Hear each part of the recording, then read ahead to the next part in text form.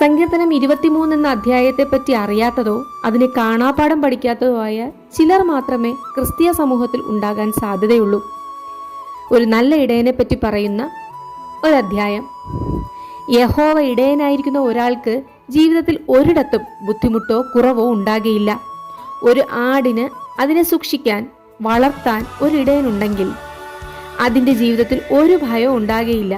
അതിന് തക്ക സമയത്ത് വെള്ളവും ആഹാരവും ലഭിക്കും. യാതൊരു ശത്രുവിനെ അതിന് ഭയക്കേണ്ട ആവശ്യമില്ല.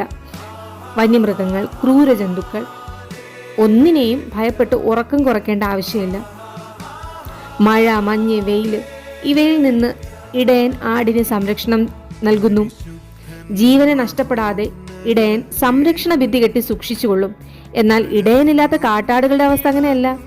ജീവിതത്തിൽ യാതൊരു സുരക്ഷിതത്വം ഇല്ലാത്ത അവസ്ഥ, യാതൊരു സംരക്ഷണവും നൽകാൻ ആരുമില്ല. മഴ, മഞ്ഞ്, വെയിൽ ഇവയിൽ നിന്ന് യാതൊരു സംരക്ഷണവും അവയ്ക്ക് ലഭിക്കുകയില്ല. എപ്പോൾ വേണമെങ്കിലും ക്രൂരജന്തുക്കൾക്ക് ഇരയായി തീരും. മനുഷ്യ ജീവിതവും ഇങ്ങനെ തന്നെയാണ്.